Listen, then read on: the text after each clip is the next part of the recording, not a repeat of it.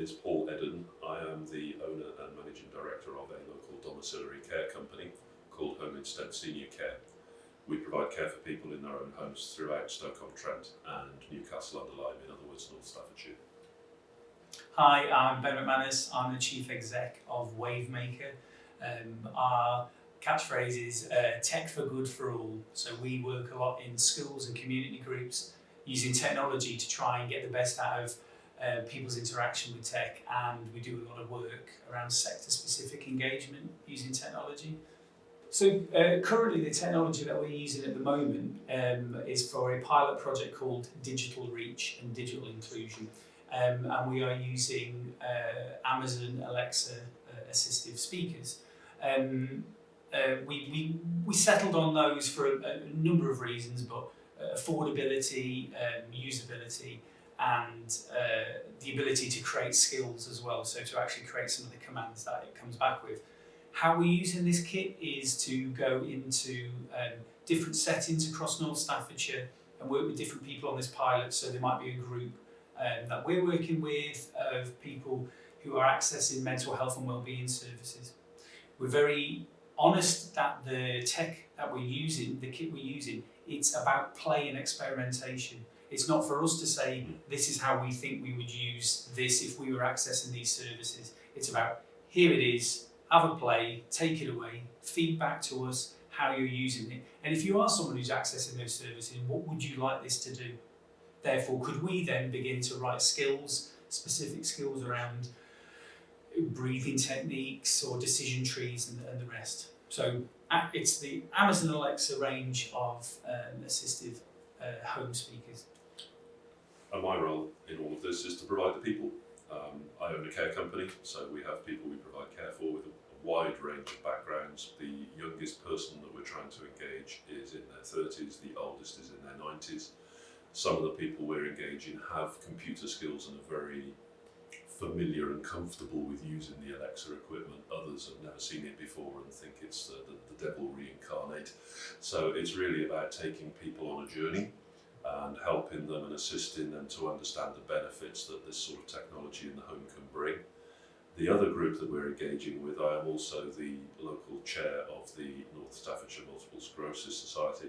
So I have a number of people living successfully with multiple sclerosis but living at home, again, through the conditions that that multiple sclerosis brings. They have varying physical abilities, and we're using the Alexa equipment to help overcome isolation. A number of people suffering with depression and things like that.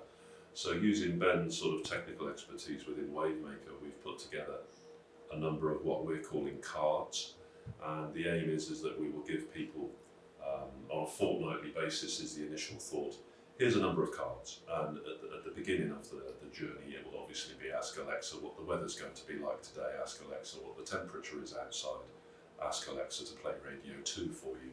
Fairly simple, but we're hoping throughout the course of the pilot that the questions that we're asking will become more and more involved.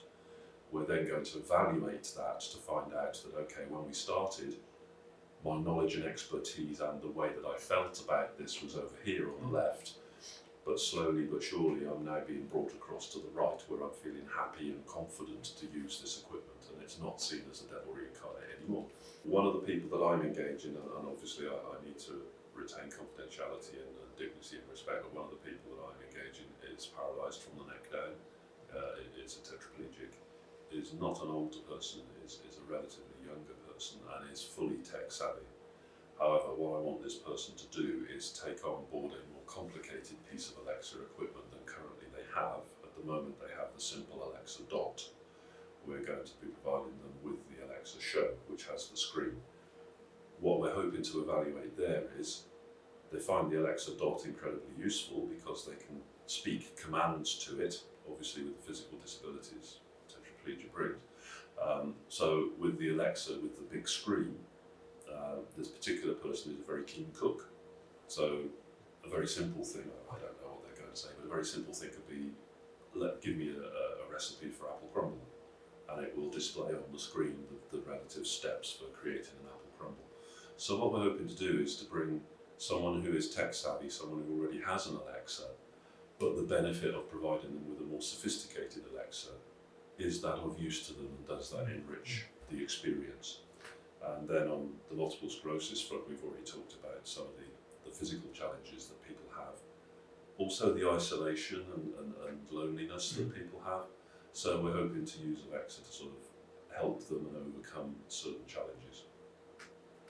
And then Ben has a slightly different group. Yeah, the group we're not focusing on, but the group we're working with is around people accessing, like I said, mental health and wellbeing services.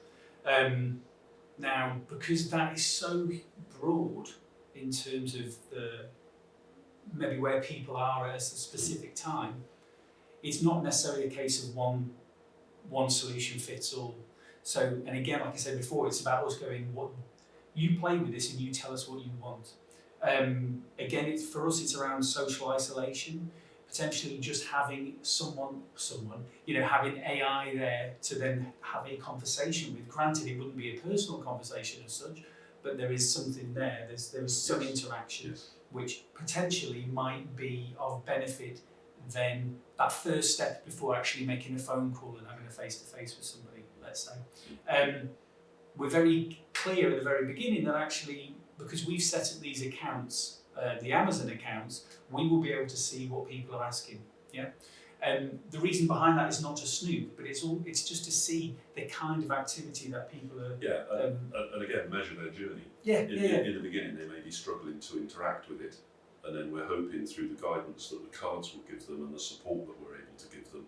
Because Ben and I will be on the end of the phone, they can call us and say, I don't understand this and I don't understand what it's telling us, and yesterday it just beeped at me and I didn't like it.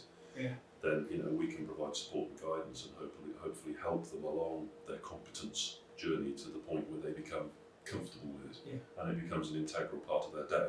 And one of the things that's reminded me that Ben was just saying, I'm hoping to engage a lovely gentleman that we provide services for, who's 96, very, very inquisitive, is a retired engineer, still in his spare time in his kitchen, you'll find bits of wire and valves and solder and stuff like that.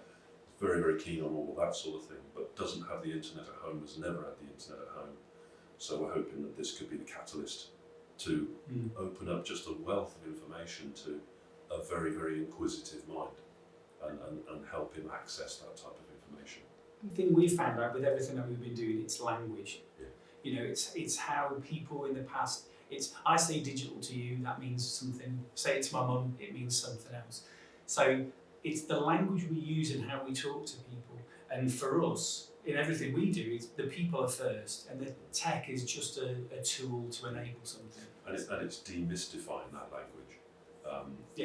We found through pulling this project together that, okay, I'm obviously quite a bit older than Ben, but I still understand tech and speak all that. And we put a document together saying, oh, well, it will only cache 2 minutes worth of speech. We said, well, hold on a second, for a 96-year-old inquisitive chap, cache is going to mean nothing. So we have to explain cache in a language that someone who's never experienced this before is going to understand. So that's been part of the challenge, and frankly, part of the excitement of being involved with it is discovering the challenges and the difficulties and trying to find a way to overcome them.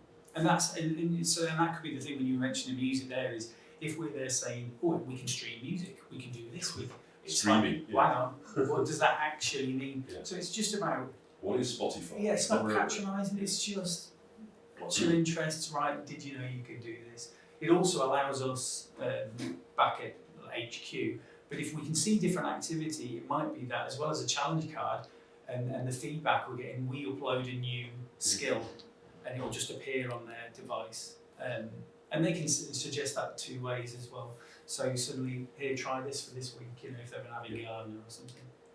What we're trying to do, particularly with people of the older generation that have not experienced this type of technology before, are still slightly sceptical of the internet, and maybe suspicious is even the right word. So we're hoping to take those people through to giving them the confidence to understand how this works and how it can add value and benefit to what they do on a day-to-day basis. My ultimate goal would be to have them run a video conference with family member first and then maybe a GP. So instead of particularly somebody with multiple sclerosis who finds it difficult And one of the key elements of MS is fatigue. So just going to the doctors is a devil of a job for these people. So if we could sit them in front of the screen and have a video consult with someone who's an expert at the other end, then maybe that would be the ultimate test. With all this work for us in this pilot project, ultimately down the end, it's about the sustainability of the NHS. Yeah, and it has to start at Grassroots. Grassroots, and by that, it's engaging with people. It's saying, what do you already use? What do you love? Did you know you could do this? And we constantly are there, with maybe 1-2 steps going, did you know about X, Y, or Z? So these could be NHS approved apps, it could be things like MyGP or Patient Access or whatever. Because it's combating social isolation. I'm incredibly excited that this is, it feels like we're at a really embryonic stage. Yeah, of what's going to happen. I think the embryonic stage as well is that we're very much aware that the NHS has to evolve. The NHS as it exists today is not sustainable going forward, so something has to give. If we can help through this project that transformation of the NHS and bringing the NHS, I'm not saying that it isn't, but bringing the NHS through the digital evolution to the point where people are now happy to have a video conference with the doctor rather than jumping in a car and visiting a GP surgery, which again, if you have multiple sclerosis, that's going to be incredibly difficult for you because of the fatigue that would cause. So if we can help people at this embryonic stage become comfortable with that as a concept, take that concept through to its ultimate conclusion, then not only is that going to be of benefit to the people that I'm involved with, but hopefully it's going to be of benefit to the NHS as well.